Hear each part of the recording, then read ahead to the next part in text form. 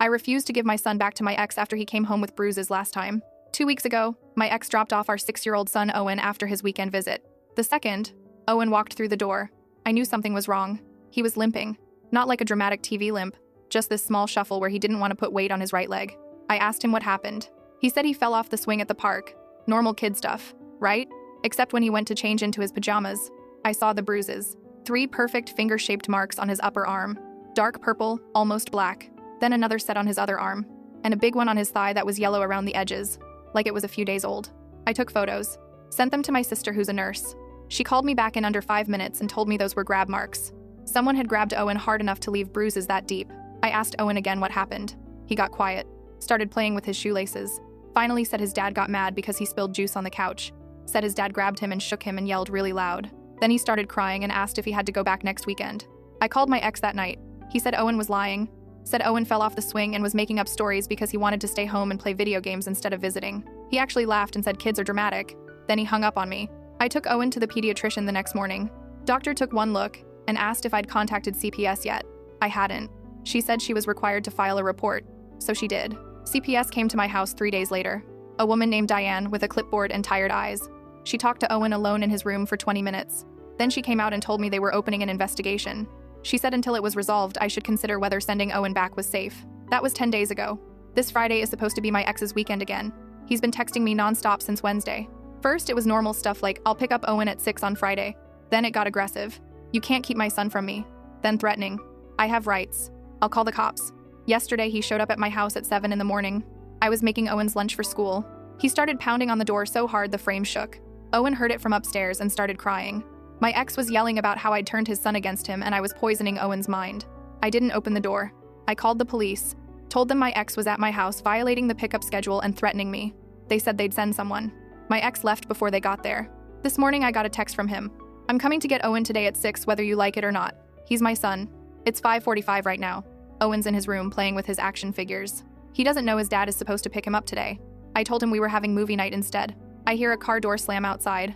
I look through the window and see my ex's truck in the driveway. 2 police cars pull up behind him. 4 officers get out. My ex walks toward them and they start talking. 1 officer nods and looks at my house. They all start walking toward my door together. My ex is smiling. 1 officer has handcuffs already in his hand. I watch through the window as they approach. My heart is hammering so hard I can feel it in my throat. The handcuffs swing slightly as the officer walks. For a second, I think they're coming to arrest me. That my ex somehow convinced them I'm the problem. Then I see the officer say something to my ex and point at his truck. My ex's smile fades. He shakes his head. The officer with the handcuffs steps closer to him. The doorbell rings. I don't move. It rings again. Owen calls from upstairs asking who's here. I tell him to stay in his room. My voice comes out steadier than I feel. Through the window, I watch 2 officers stay with my ex while the other 2 come to my door. One is tall with graying hair.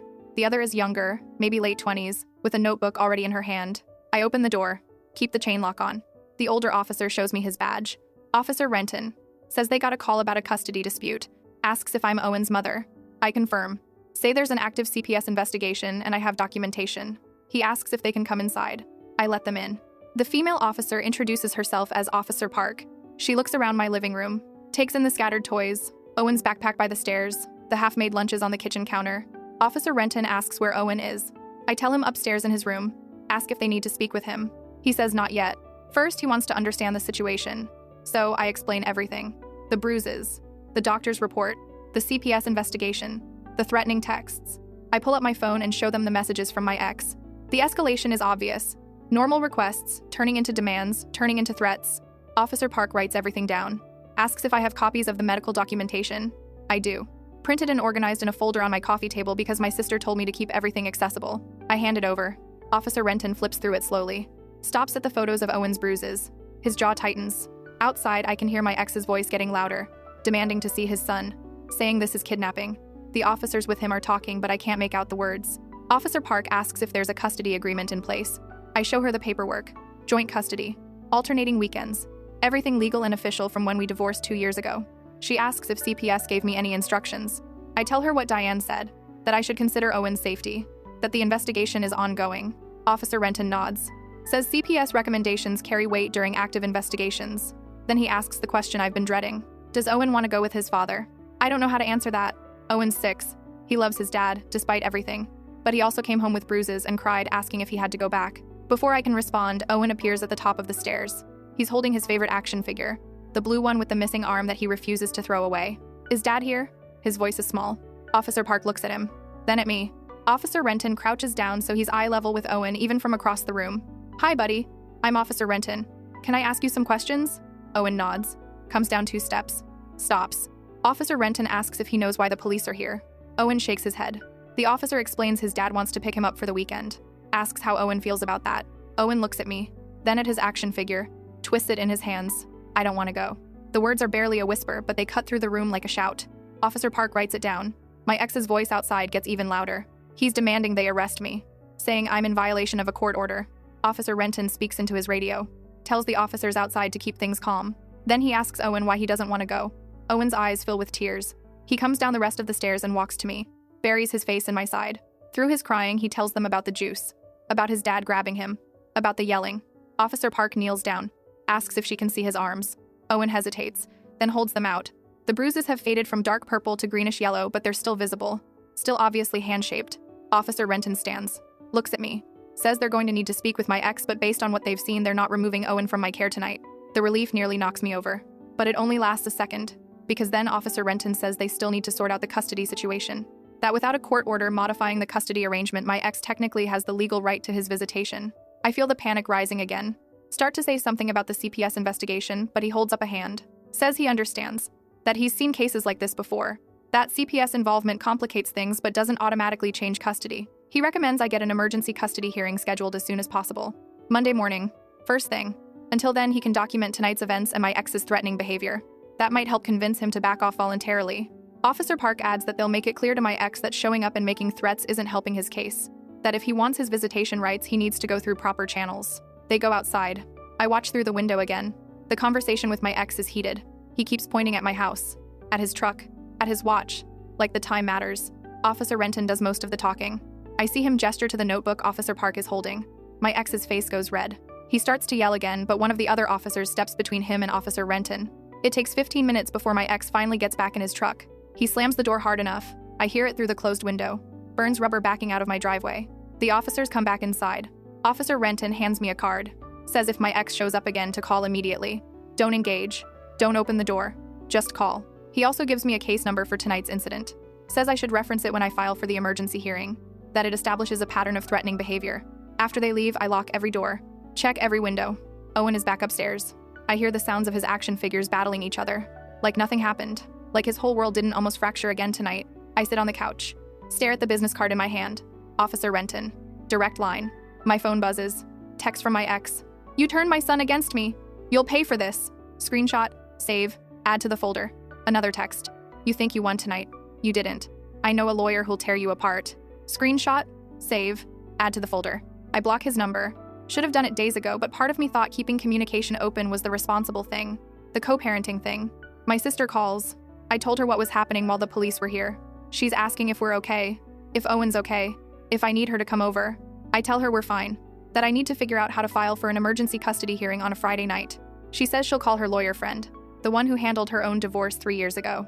Gets me a number to call first thing tomorrow morning. I thank her. Sit in silence. Owen comes downstairs. Asks if we're still having movie night.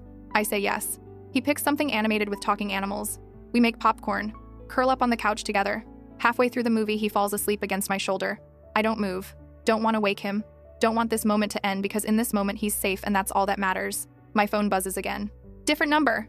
Message says it's from my ex's girlfriend Trina. I'm sorry about tonight. He's been drinking. This isn't like him.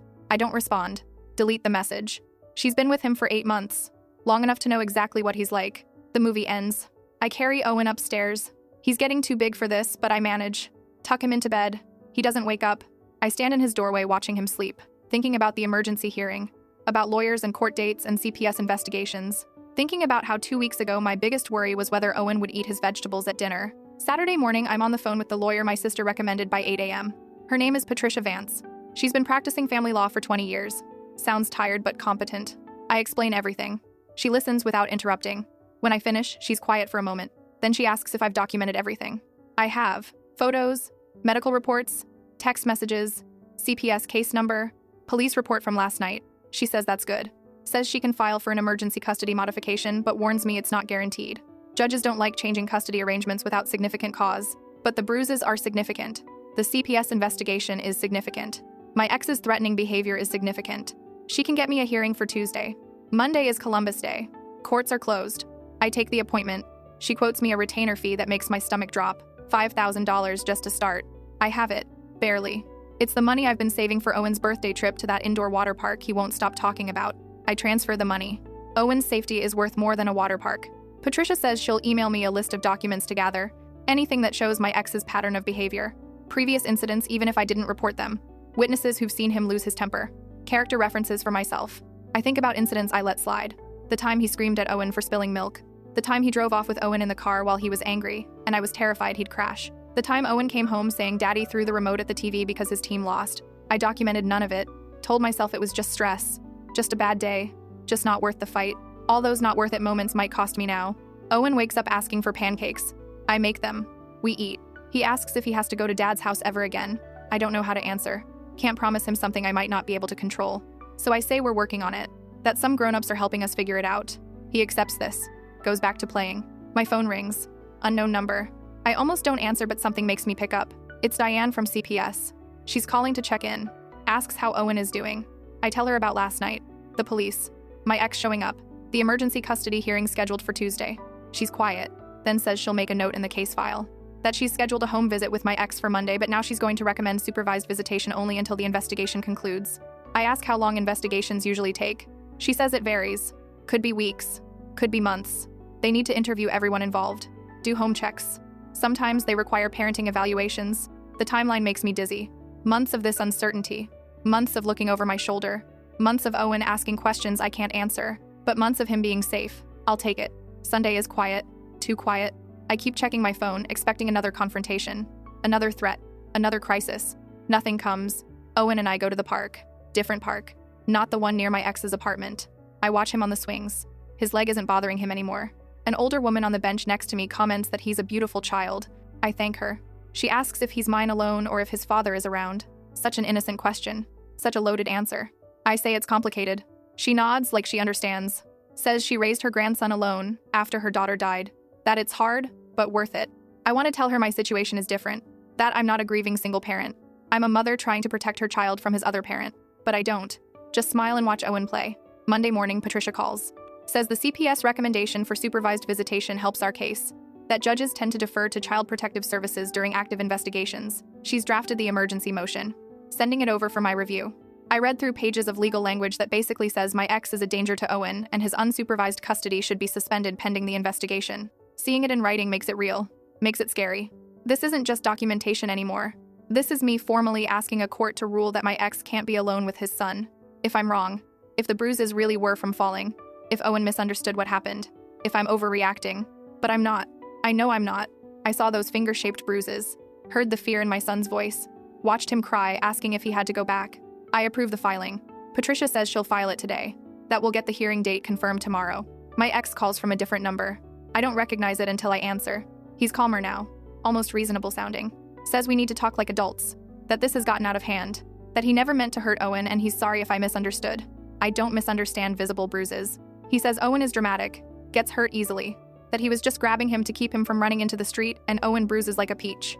Always has. I'm recording this call. My sister told me to record everything. It's legal in my state as long as one party consents and I'm one party. I ask him about the juice on the couch story. The one Owen told me. He hesitates. Then says Owen was lying to get attention. That I'm encouraging these lies because I want to keep Owen from him out of spite. The word spite makes me laugh. Like I engineered bruises on my son's body just to win some custody battle we weren't even having. He says if I drop the CPS complaint and the court filing, he'll agree to take anger management classes. Voluntarily. To show he's serious about being a better dad. Admitting he needs anger management classes while simultaneously claiming he did nothing wrong. The logic is dizzying. I tell him to discuss any proposals with his lawyer. Then I hang up. Text from Trina again. Please give him another chance. He loves Owen so much. He's been crying all weekend. I feel zero sympathy. Block her number too. Tuesday morning. The hearing is at 10 a.m. Patricia meets me at the courthouse at 9:30. She's exactly what I pictured.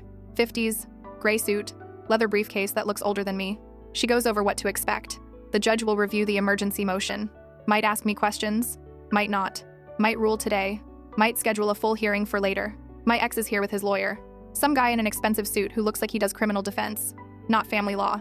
They're huddled in conversation near the courtroom doors. My ex sees me, starts to walk over.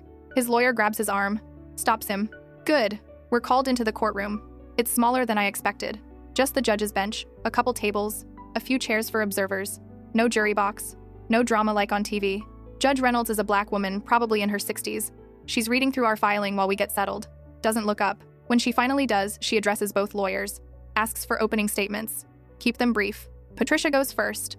Summarizes the bruises, the medical documentation, the CPS investigation, my ex's threatening behavior, requests that custody be modified to supervised visitation only until CPS concludes their investigation. My ex's lawyer stands, says there's no proof of abuse, that children get bruises from normal play, that this is a clear case of parental alienation and I'm manipulating the system to deny a father his rights. Judge Reynolds cuts him off, says she's read the medical report, asks if he's suggesting the pediatrician is also participating in this manipulation. He backtracks, says obviously not, but that doctors can't determine intent from bruises.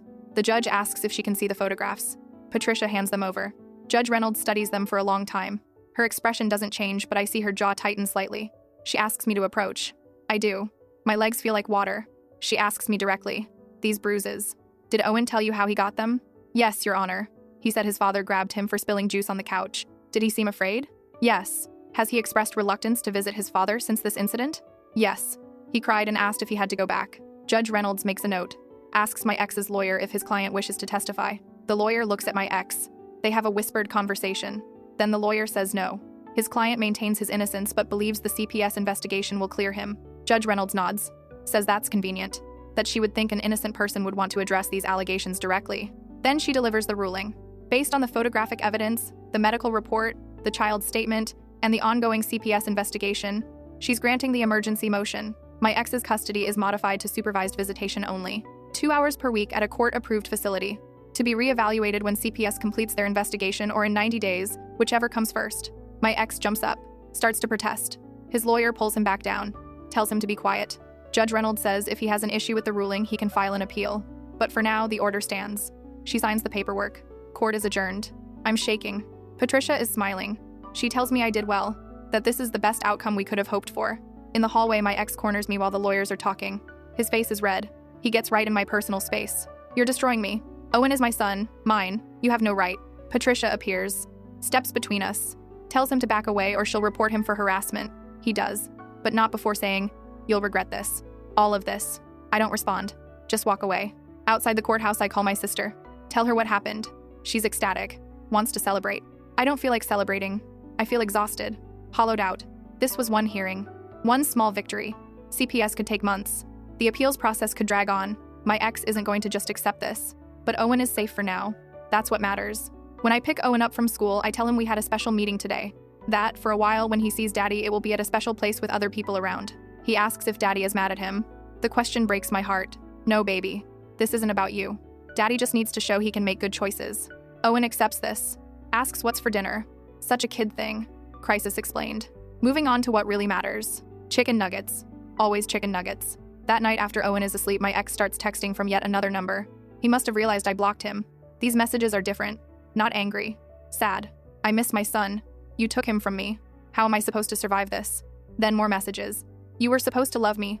We were supposed to be a family. You ruined everything. I don't block this number immediately. Keep it as documentation. Screenshot everything. His next message. I did everything for you. Built you a life. Gave you Owen. And this is how you repay me. The delusion is staggering. Like I should be grateful he grabbed our son hard enough to leave bruises. I finally respond. You hurt our son. That's why we're here. Take responsibility. His reply comes fast. I never hurt him. You hurt him by turning him against me. Everything that happens now is on you. I block the number. Add the screenshots to my folder. Wednesday, CPS shows up for Owen's follow-up interview. Different person this time. A man named Carl with a kind face and a University of Michigan sweatshirt. He talks to Owen alone again. This time for 30 minutes. When he comes out, he tells me Owen's story is consistent. That consistency is important in these cases. He asks about my support system. Do I have family nearby?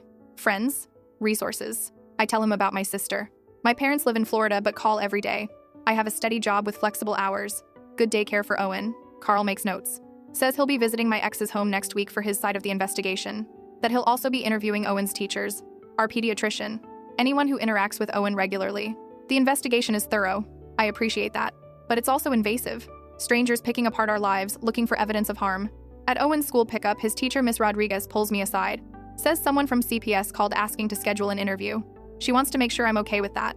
I tell her yes, that I appreciate her asking. She says Owen has been more quiet lately. Keeps to himself during recess. She wanted to check in. I thank her. Tell her we're dealing with some family stuff, but Owen is safe. She nods. Says she's here if we need anything. People are kind when they know you're struggling. But I also see the looks from other parents. The whispered conversations that stop when I approach. Small town. Everyone knows everyone's business. By now, they all know about the CPS case. The custody hearing. Probably think I'm some bitter ex making up stories. Let them think it.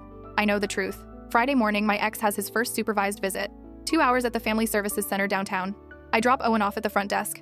Don't stay. Can't watch. The woman at the desk is cheerful. Tells Owen they have toys and games inside. That his dad is already waiting. Owen hesitates. Holds my hand tighter. I kneel down. Tell him it's okay. That I'll be back in 2 hours.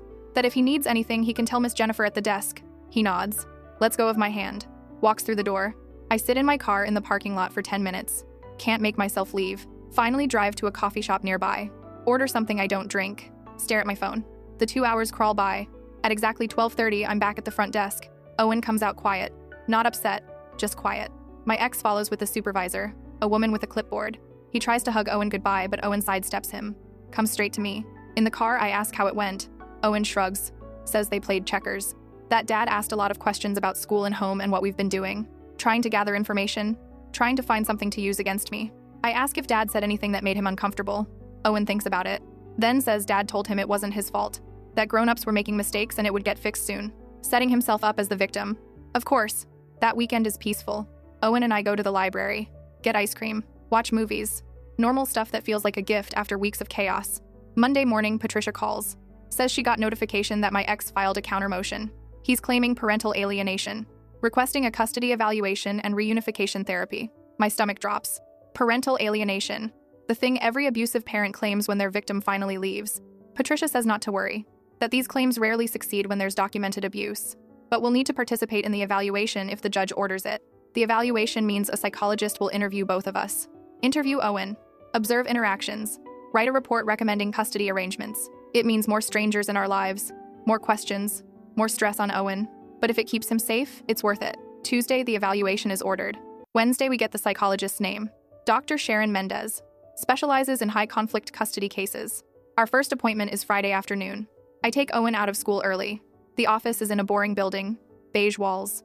Waiting room with children's books and toys that look sanitized to death. Dr. Mendez is younger than I expected. Maybe 40. Warm smile. She talks to Owen first. Shows him the toys. Explains she talks to families sometimes when grown-ups are having disagreements. Owen plays with building blocks while answering her questions. She asks about school, friends, what he likes to do. Ease him in before the hard stuff. Then she asks about his mom and dad. Owen builds a tower while talking. Says mom makes good pancakes. Dad has a cool TV. Dr. Mendez asks if he sees both parents the same amount. Owen says he used to, but now just mom mostly and dad at the special place. Does he like going to the special place? Owen shrugs. Says it's okay. The toys there aren't as good as at home. Why doesn't he see dad at dad's apartment anymore? Dr. Mendez asks it so casually. Like she's asking about the weather. Owen's hands stop moving. He stares at his block tower. Because dad gets too mad sometimes. Dr. Mendez leans forward slightly. What happens when dad gets mad? Owen knocks down his tower. All at once. Blocks scatter. He yells. And he grabs. And I have to be really still or it gets worse. The room goes very quiet. Dr. Mendez writes something down. Asks Owen if he can show her what he means by grabbing. Owen demonstrates on his own arm. Wraps his hand around his bicep and squeezes. Says like this but harder. And he shakes. Dr. Mendez thanks him. Tells him he's doing great. Asks if he ever got hurt when dad grabbed him. Owen nods. Shows her where the bruises were. They're completely gone now, but he remembers where. After that, she moves to easier topics. Asks about his favorite foods. His best friend at school. Lets him decompress. Then she talks to me alone. Owen goes to the waiting room with her assistant. Dr. Mendez asks me to describe my relationship with my ex. The marriage. The divorce. The custody arrangement. The incident with the bruises. I tell her everything. She listens without judgment. Takes notes. Asks if I've ever prevented my ex from seeing Owen before this incident. I haven't. Asks if I talk negatively about him to Owen. I don't. Try hard not to, even when I want to. She asks how I handle Owen's questions about his dad. I answer honestly. Tell her I try to be factual without editorializing. That I want Owen to form his own opinions. Dr. Mendez seems satisfied. Says she'll be interviewing my ex next week. Then doing observation sessions with each of us and Owen separately. Her report should be ready in about 6 weeks. 6 more weeks of uncertainty. But what choice do I have? The next supervised visit goes differently. Owen comes out with red eyes. I ask what happened. He doesn't want to talk about it. That night at bedtime, he finally tells me. Says Dad cried. Told him how much he missed him. I keep my face neutral even though I'm furious. Using tears to manipulate a 6-year-old. Putting him in the position of choosing between parents. I tell Owen he doesn't have to answer those questions. That where he lives is a grown-up decision and not his responsibility. He asks if I would be sad if he lived with Dad. I tell him that's not going to happen. That his home is with me, and that's not changing. Relief floods his face. He was worried, carrying that weight alone. I emailed the supervisor from the visits. Explain what Owen told me. Ask that my ex be reminded not to discuss custody arrangements during visits. The next visit is my ex's evaluation with Dr. Mendez. Patricia hears through the grapevine that it didn't go well, that he got defensive when asked about the bruises, claimed I coached Owen, demanded to know why the psychologist was believing a child's lies over him. Not a great look when you're trying to prove you're a stable parent. Week 4 of the CPS investigation, Carl does his final home visit, looks at Owen's room, where he sleeps, what we keep in the fridge, talks to Owen about how he feels at home. Carl tells me the investigation is almost complete, that he'll be submitting his report to his supervisor within the week. Can't tell me what it will say, but he seems pleased. I take that as a good sign. My ex attempts contact through his mother. She calls crying, says her son is destroyed, that I'm keeping her grandson from her, that families should forgive. I remind her that I'm not keeping Owen from her. She's welcome to visit supervised, same as her son. She hangs up on me. Then his father calls, more aggressive, says I'm trying to destroy his son's life, that boys need their fathers, that I'm raising Owen to be weak. I tell him Owen is 6 and hangs up. The family pressure is intense, but I don't waver. Owen's safety over hurt feelings every single time. Dr. Mendez does the observation sessions. One with me and Owen at our house. We play games, make snacks. She watches how we interact. Owen is relaxed, himself, laughs at my terrible jokes. We build a blanket fort. The session with his dad at the supervised facility is different. Owen is stiff, formal, says please and thank you like he's talking to a stranger. Patricia later tells me Dr. Mendez noted the stark difference in his comfort level. Finally, week 6. Dr. Mendez's report is submitted. Patricia gets a copy, calls me immediately. The report recommends continued supervised visitation. States that Owen shows signs of anxiety around his father but not his mother. Notes the concerning pattern of my ex's deflection and blame. Recommends parenting classes and anger management before any custody expansion is considered. It's not everything. Owen isn't freed from seeing his dad entirely. But it validates everything. Confirms I'm not crazy, not overreacting. The CPS report comes through the same week, founded for physical abuse. Meaning, they determined the abuse occurred. My ex is placed on the child abuse registry, ordered to complete a parenting program. The case stays open for 6 months to monitor compliance. Patricia files for a permanent custody modification based on both reports. The hearing is scheduled for 8 weeks out. My ex files an objection, claims both reports are biased, demands a new evaluation. It's denied. He shows up at Owen's school, tries to pick him up. The office staff knows he's not authorized. They call me and the police. He's gone before police arrive, but it's documented. Added to the pile of evidence showing his refusal to follow court orders. The harassment intensifies. New phone numbers, new email addresses, always the same message. You stole my son, you'll pay. I document everything, block everything, keep moving forward. Owen starts talking to a therapist. Child psychologist named Dr. Lynn. She specializes in kids who've experienced trauma. Owen likes her. Says she has good snacks. Dr. Lynn tells me Owen is processing a lot. That he blames himself sometimes. Thinks if he'd been more careful with the juice, none of this would have happened. We work on helping him understand this isn't his fault. That grown-ups are responsible for their actions. That it's not a child's job to prevent abuse. It's slow progress. But it's progress. The permanent custody hearing finally arrives. Same courthouse, same judge. This time there's more evidence, more testimony. Dr. Mendez testifies about her evaluation. Explains Owen's fear responses. My ex's concerning behaviors. Carl from CPS testifies about his investigation. The founded report. My ex's lack of accountability. My ex's lawyer tries to discredit both. Suggests they're biased. Didn't give his client a fair shake. Judge Reynolds isn't impressed. Says 2 independent evaluations reaching the same conclusion is significant. My ex takes the stand. Finally. His lawyer probably advised against it, but he insists. It goes poorly. He blames everyone. Me for being vindictive. Owen for being manipulated. The system for being corrupt. He never once takes responsibility.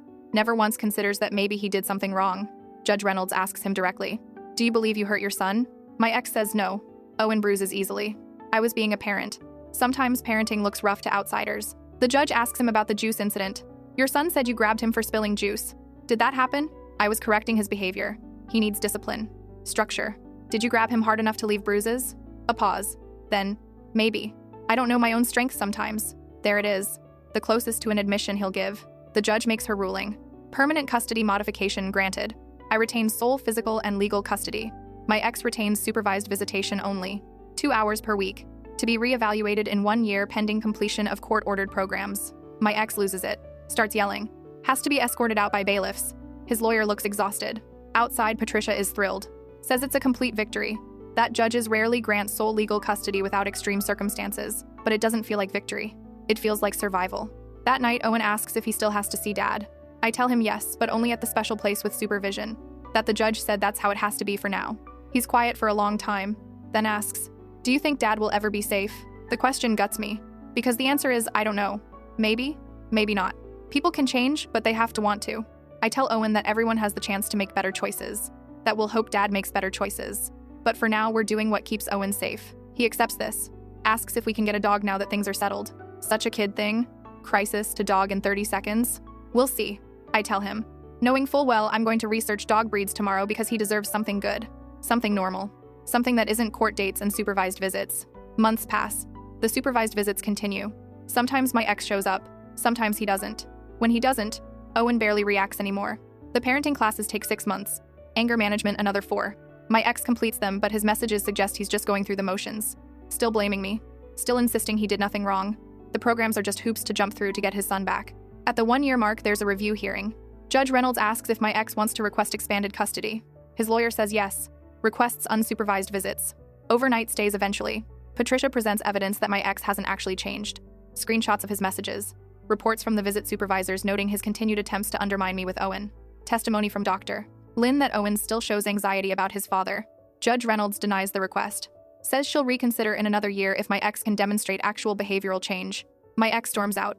Again, 2 years after the first bruises, Owen is 8. Taller. More confident. He talks openly about his dad now. Says he loves him but doesn't feel safe with him. Dr. Lynn says that's healthy. Age-appropriate understanding. Owen knows what happened wasn't his fault. Knows his feelings are valid. The supervised visits have dropped to twice a month at my ex's request. Says the supervision is degrading. He'd rather see Owen less than be monitored. Fine by me. Less disruption to Owen's routine. We got the dog. A rescue mutt named Biscuit who sleeps in Owen's bed and follows him everywhere. Owen tells Biscuit everything.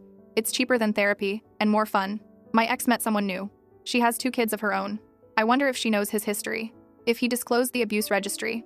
If she's seen the warning signs. I almost reached out to warn her. Decided against it. Not my circus anymore. Owen thrives. Makes honor roll. Joins soccer. Has sleepovers with friends. Lives a normal childhood.